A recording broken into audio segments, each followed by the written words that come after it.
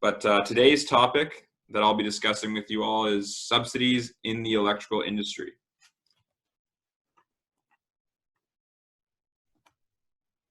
All right, so here's the agenda for today. I'm going to talk first about our story here at Catalyst. I'll go over some of the drivers that are behind these incentives and subsidies. Then I'll talk about all the different subsidies available in the various maritime regions. And then I'll finish with some federal incentives as well. All right, so the drivers. The motivation for these subsidies can be encapsulated by these three drivers. You've got your environmental, financial, and then the shift towards electrification, which here at Catalyst, we are big believers in this movement that's happening worldwide and here in Canada as well. So I'll touch quickly on the environmental reasons. So here in Atlantic Canada, we are actually among the worst polluters on a per capita basis when it comes to greenhouse gases. And the current subsidies available in our market aim to address this discrepancy in our region.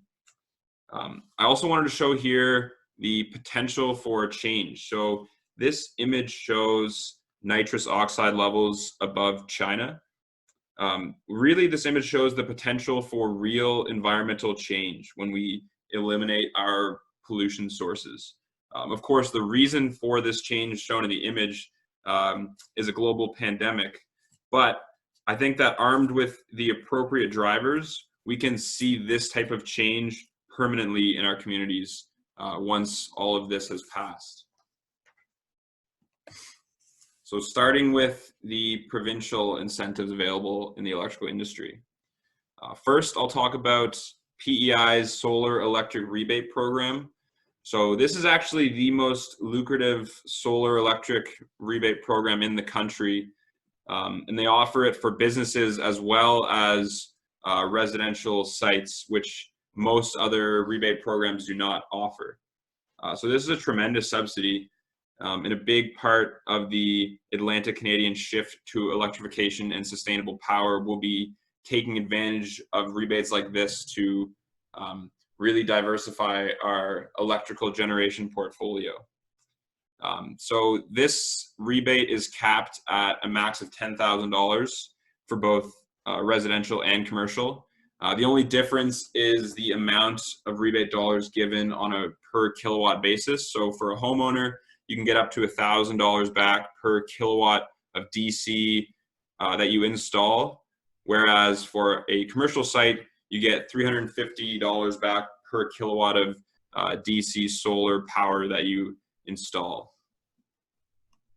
So the other provincial rebate I'll talk about for PEI is the heat pump rebate program. This has been around for quite some time, so I'm sure most of you are familiar with it. But just going over it quickly, there are two different levels of the rebate. So first is the traditional rebate, and then they also have a rebate available for low-income households. So if you listened to Eli's webinar on heating last week, you might have heard him speak on the merits of heat pumps versus other forms of heat.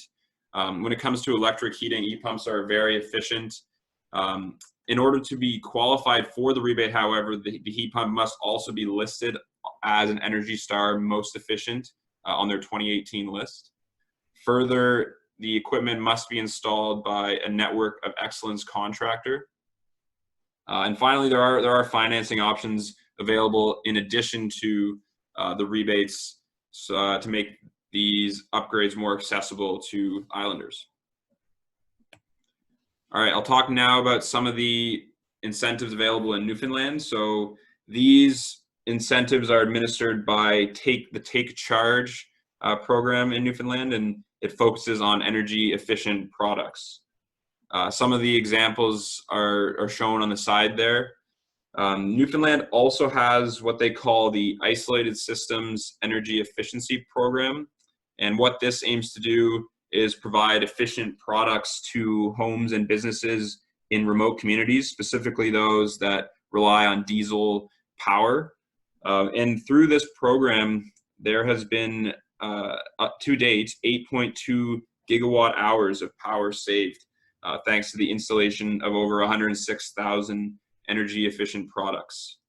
Another rebate available in Newfoundland is for programmable thermostats, and the steps for which are shown on the bottom left there. So Newfoundland also has programs aimed at assisting lower income households, such as the Home Energy Savings Program. This is administered by the Newfoundland and Labrador Housing Corporation. And upon completion of an energy audit, up to $5,000 in the form of a grant is available to make efficient upgrades to homes. Some eligibility requirements for this program: you must demonstrate a household income of less than $32,500, and the house must run on either diesel powered electricity or use greater than 1,000 liters of oil per year. I'll move on to some of the programs available here in my home in Nova Scotia. So we also have a solar electric rebate. We've had it for over a year now. And when it began, it was at the same value as that Prince Edward Island rebate, so $1 per watt to a maximum of $10,000. However, funding for this program is limited. It's coming from the Federal Low Carbon Economy Fund, which assigned a lump sum of money to Nova Scotia with the goal of reducing our carbon footprint. But the uptake on the solar electric program was so high that in order to extend the program life over more years, they had to lower the per watt rebate value first to 85 cents a watt. And now it's actually been lowered all the way to 60 cents a watt because the uptake was so high. So really, I think what this shows is that if you're in PEI right now and you're looking at solar, now is the time to maximize the rebate. As we've seen here in Nova Scotia, that value is only going to go down. And further, even in Nova Scotia, I could see this value dropping even lower. And I think it also shows just a great appetite for renewable power here in Nova Scotia. So Nova Scotia also has heat pump rebates, which I'm sure you're aware. You can get up to $2,500 off, but that rebate will not exceed 50% of equipment costs.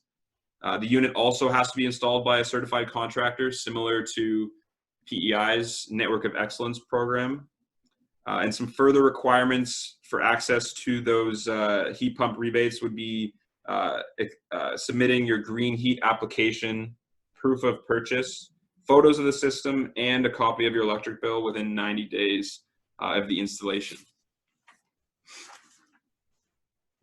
Nova Scotia also has rebates available at the commercial level for qualifying equipment, such as small air source heat pumps, which have applications in multi-unit residential buildings. Similarly, at commercial sites, you can get access to rebates for those same equipment. And finally, you can also get rebates for large air source heat pumps. And these rebates are all administered on a per ton basis. And finally, there are rebates available at the industrial level in Nova Scotia. So these rebates can be acquired for the following equipment: your lighting, pumping technologies, and variable frequency drives. All right, the final province that I'll touch on is New Brunswick. So the New Brunswick's program is similar to Nova Scotia's and PEI's. However, they have a graduated system for administering their rebates. So what this means is that the more energy efficient upgrades that you make as a homeowner, the more rebate dollars you actually get access to. In fact, I learned this as I was doing my research, but if you make 3 or more upgrades, you can gain access to a decent solar PV rebate, which is $300 per kilowatt installed, or 30 cents per watt, and to a max of $3,000. And so the other thing to note here is that the graduated system targets what they call primary upgrades. And so these primary upgrades include air and water heating upgrades shown here, as well as upgrades made to insulation in the home. On the commercial side, there are rebates available for lighting, as well as general energy saving improvements. For lighting, 17 cents per kilowatt hour of energy saved to a maximum of $10,000 can be obtained for lighting upgrades. This is equivalent to 59,000 kilowatt hours of energy saved when you be maxing out that rebate. Through the retrofit program, you can also get up to $30 per gigajoule saved. Now, I'm not sure why they changed the units for administering this rebate, but what this really means is that you can get a maximum of $100,000 in rebates based on 3,300 gigajoules saved. And this is equivalent to 926,000 kilowatt hours. Finally, in New Brunswick, we also have some industrial scale rebates available. So similar to Nova Scotia's program, the rebates are available for the following improvements. So you've got your prescriptive incentives on lighting, compressed air equipment, and motor drive upgrades. And then there's also incentives available for custom improvements such as process improvements, HVAC, and refrigeration improvements. So I like this graphic. It helps recap some of the incentives available around Canada. Now, focusing in on the Maritime Provinces, you'll see that PEI has some of the best in the country at their $1 a watt rebate for solar energy, as well as those rebates available for efficient products. Then you've also got Nova Scotia up there. They would have been higher in the past, but since that rebate value has dropped, they've come down a little lower. New Brunswick is pretty middle of the pack, but good rebates available for efficient products and solar. And then you've got Newfoundland, which has rebates available for those efficient products as well. I'm going to move on to the federal level now. There's a couple of incentives available commercially that I'd like to touch on. The first one being the accelerated investment incentive. Now this applies to a number of products, but the one I'll focus on is the clean energy equipment clause. So what the accelerated investment incentive allows is for writing off of 100% of the cost of clean energy equipment in the first year. And so this is a pretty great incentive for businesses looking to install solar, or it would apply to wind as well. But my experience is on the solar side. What this really amounts to is an approximate 13.5% savings on the cost of a clean energy installation, which is a great initiative for any business considering solar. Okay, and the final program that I'm going to speak on is the Zero Emission Vehicle Infrastructure Program. So if you were on for my webinar last week on electric vehicle charging, you would have heard of this, ZVIP for short. But for our purposes, I mean, it applies to both electric and hydrogen powered cars. I'm going to focus on its relation to electric vehicles. So really, the point of this program is that the federal government has recognized that there's an electric vehicle wave coming. The cost of an electric car is expected to equalize with an internal combustion engine car by the end of this year. And this removes one major barrier to electric vehicle ownership, which is financial. But the other major barrier to electric vehicle ownership is a lack of charging infrastructure. So the federal government has identified this, and this program has been created in response.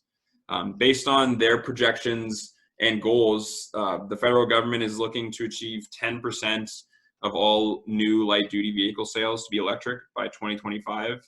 This number rises to 30% by 2030. And by 2040, the federal government has goals of 100% of all new light-duty vehicle sales to be electric. And so creating access to charging infrastructure is a key element of this shift to electric transportation. And an interesting element of this program that I want to touch on is the effect that this is going to have on the manner in which we fuel our cars. So if you look at the types of places that this program targets, multi-unit residential buildings, workplaces, public places, no longer will I be stopping at the gas station on the corner of Roby and Yonge, to fill up my car. I'll be topping up in my apartment building or at work or while I'm out to eat.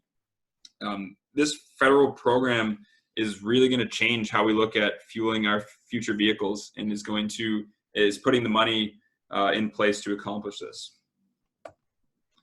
So here's some of the manufacturers that we work with on the renewable side. We just signed, NLX is our electric vehicle charging line that we've just signed, so be sure to check them out. Here's some of our lighting manufacturers. They all make products available for some of those efficient product rebates. And yeah, be sure to get in touch with us through our social media. Check us out on Instagram, Facebook, LinkedIn. And thanks for listening today. If